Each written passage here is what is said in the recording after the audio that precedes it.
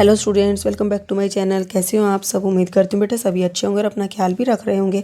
तो बेटा आज हम करने जा रहे हैं अपनी वर्कशीट नंबर 7th क्लास की वर्कशीट नंबर 7 विज्ञान सब्जेक्ट की है बेटा। 16 तारीख की यानी कि फ्राइडे की है।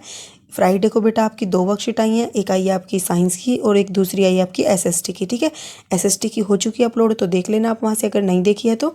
ये हिंदी मीडियम के बच्चों के लिए है बेटा।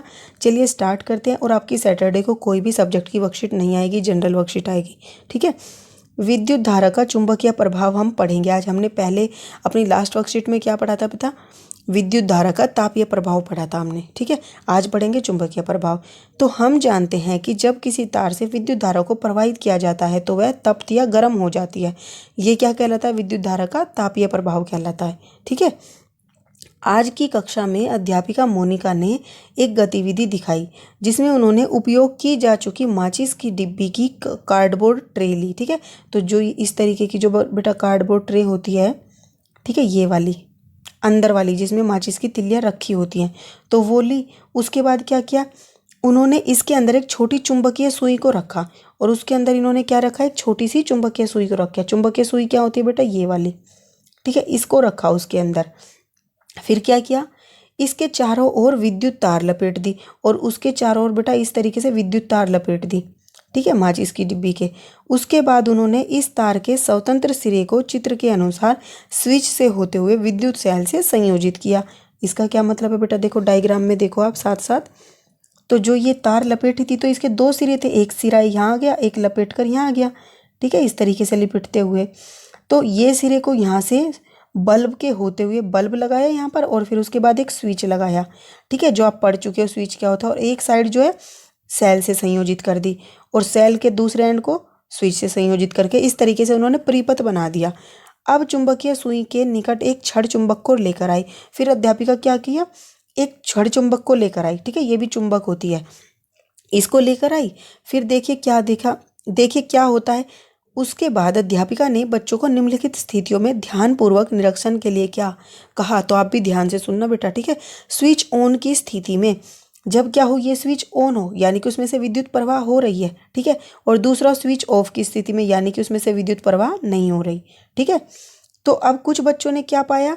कुछ बच्चों ने पाया कि स्विच ऑफ की स्थिति में, जबकि मतलब कि विद्युत धारा प्रवाहित नहीं हो रही, जब जब एक छड़ चुंबक को चुंबकीय सुई के निकट लाया गया तो चुंबकीय सुई विक्षेपित होती है। ठीक है, मतलब कि जब ये बेटा सर्किट में से विद्युत धारा प्रवाहित नहीं हो रही और इस छड़ चुंबक को उसके पास लेकर जाया जाता है तो ये जो इसके अंदर सुई रखी है बेटा, ये विक्षेपित होती है, मतलब अपने स्थान से हिलती है, इधर और इधर, या तो इधर या इधर। ठीक है, तो विक्षेपित होना होता है हिलना अपने स्थान से। उन्होंने यह भी देखा कि जब चुंबकीय सुई के निकट रखे तार में विद्युत धारा प्रवाहित की जाती है। अब बेटा दूसरी कंडीशन, एक तो थी स्विच ऑफ की स्थिति में और दूसरी अब स्विच ऑन कर दिया यानी कि उसमें से विद्युत धारा प्रवाहित हो रही है। तो उस समय पर उन्होंने क्या देखा कि विद्युत धारा जब प्रवाहित हो रही है और छड़ चुंबक को उसके पास लेकर नहीं गई, तब भी सुई क्या हो रही है? विक्षेपित हो रही है, मतलब कि हिल रही है।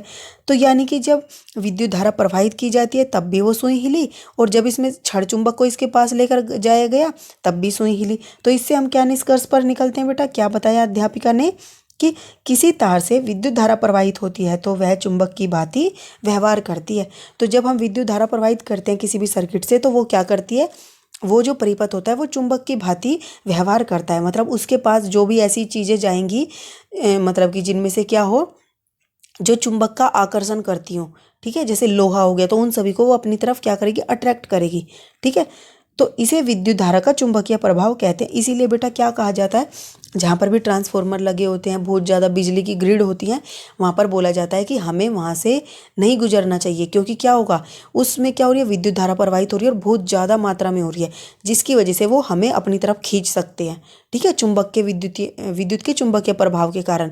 इसलिए हमें ऐसे स्थान पर नहीं जाना चाहिए, ये याद रखना बेटा आगे तक। ठीक है, अब हैंस क्रिश्चियन ओस्टेड ऐसे पहले व्यक्ति थे जिन्होंने यह देखा कि जब किसी भी तार से विद्युत धारा प्रवाहित होती है तो उसके पास रखी चुंबकीय सुई में विक्षेप होता है।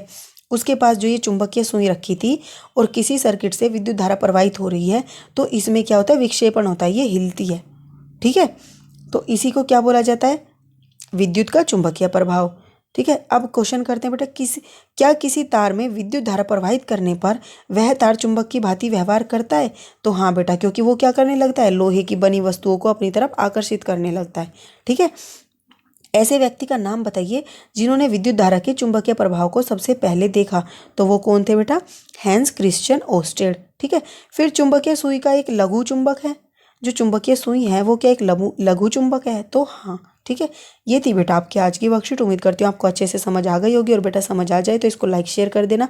इस वीडियो में इतना ही बेटा, अपना नेक्स्ट टॉपिक हम अपनी नेक्स्ट वीडियो में करेंगे। तब तक के लिए ऐसे ही हंसते रहिए, मुस्कुराते रहिए, बढ़ते रहिए और आगे बढ़ते रहिए। Thank you.